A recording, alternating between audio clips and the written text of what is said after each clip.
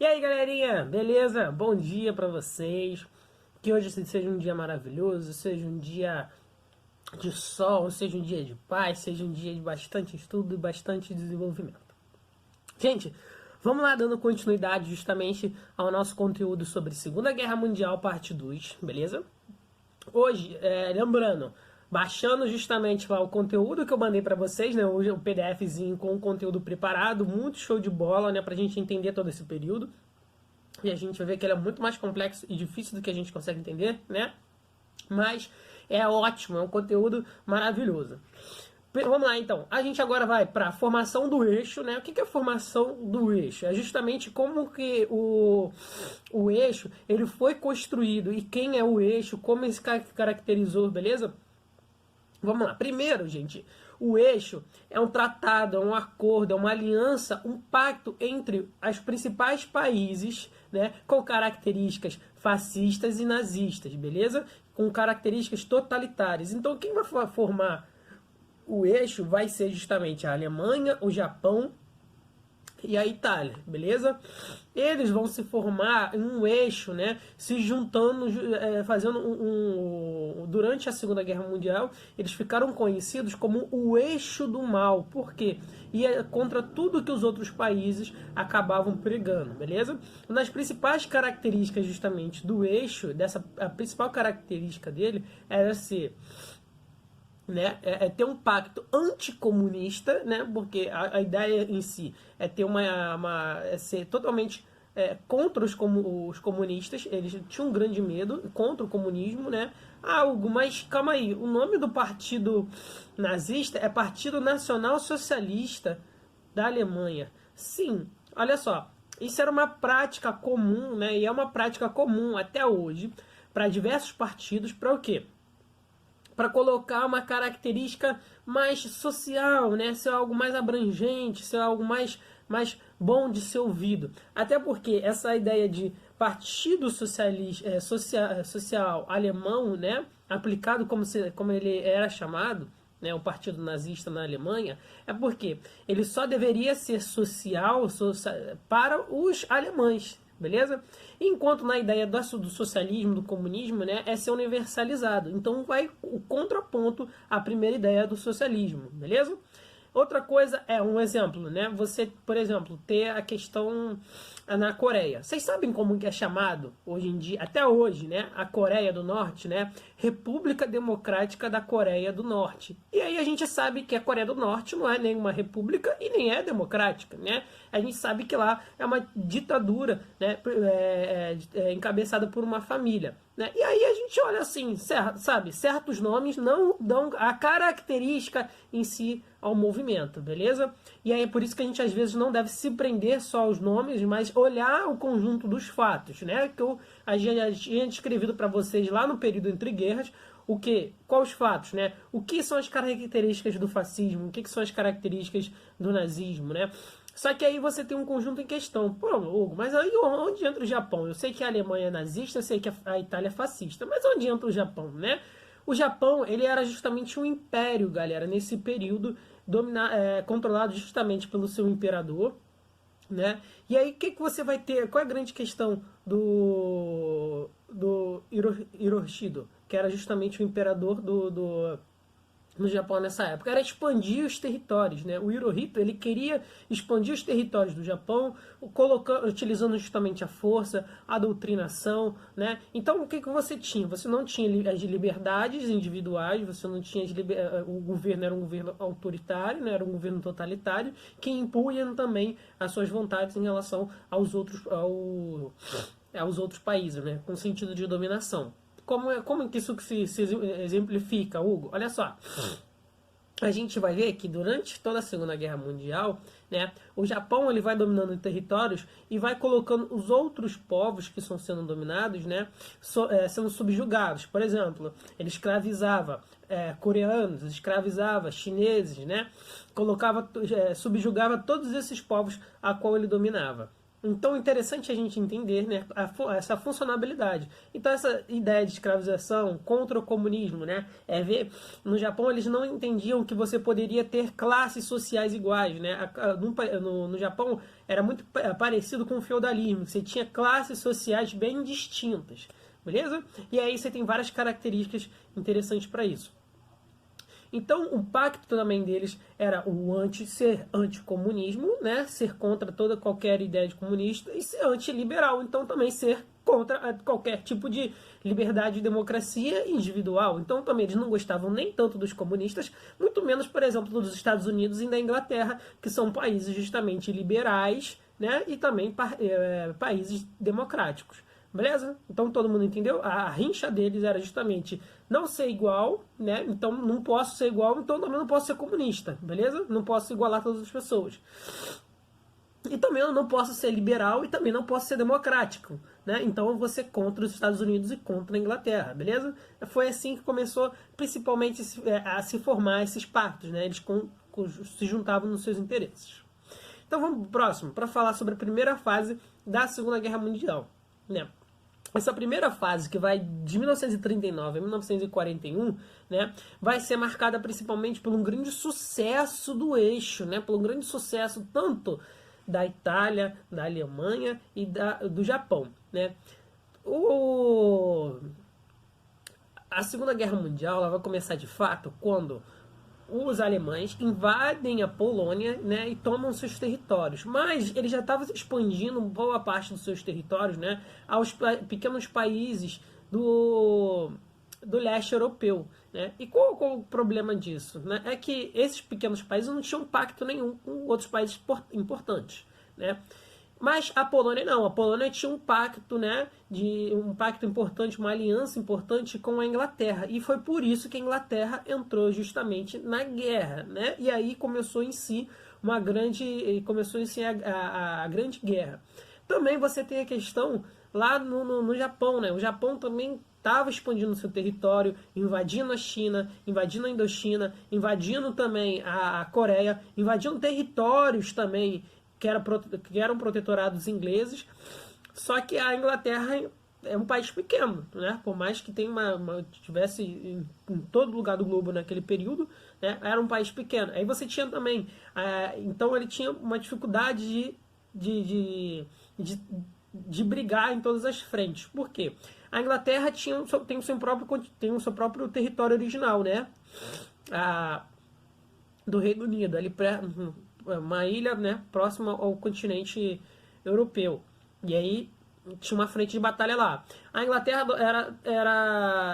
era o país que colonizava boa parte justamente da África. E aí tinha uma frente de batalha lá contra a Inglaterra, contra os italianos.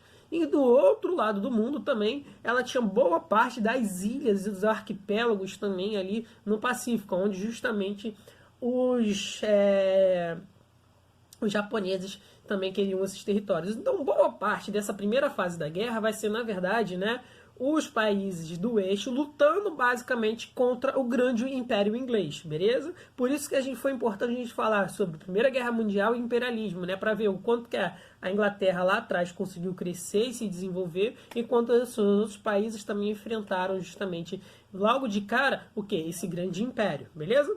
E aí que vocês estão vendo justamente nesse slide, no slide o seguinte, né? É como se fosse um soldado alemão chutando um soldado inglês, um soldado italiano chutando um soldado inglês, um soldado japonês chutando também um soldado inglês. Por quê, né? Porque eles no primeiro momento começam a brigar com esse grande império. E aí marca também, né, um grande avanço, grandes sucessos, grandes vitórias desse eixo em relação logo no primeiro período da guerra, né? E a gente vai ter grandes vitórias o grande avanço da Blitzkrieg, né? Que é justamente o exército alemão cortando todos os territórios e andando para tudo quanto é lado, porque ele tinha uma grande capacidade ofensiva, né? Que vai ser justamente conhecido como Blitzkrieg, né? Que em alemão é guerra relâmpago. Como assim?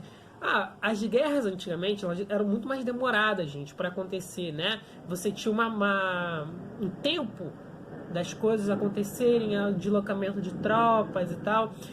Com a Blitzkrieg, né, a guerra acontece muito rápido, uma velocidade muito rápida, né, em questão às vezes levava 3, 4 dias, um mês para um exército percorrer 20, 30 quilômetros, né, enquanto o exército alemão percorria 30, 20, 60 quilômetros em um dia.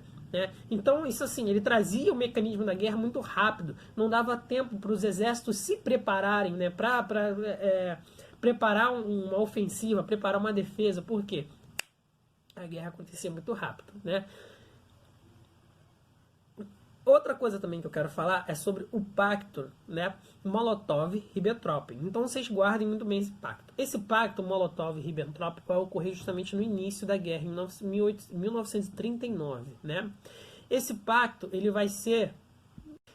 vai ser muito importante para a guerra. Por quê?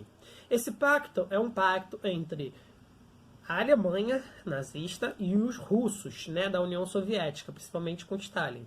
E aí o que vai acabar acontecendo, né? Durante esse período, a Alemanha invade o lado ocidental da Polônia. Os russos invadem o lado oriental da Polônia. Os dois queriam o mesmo território. Porém, os dois sabiam que uma hora eles iriam acabar justamente, né, brigando. Uma hora eles iam acabar entrando também em guerra, porque os dois queriam as mesmas partes.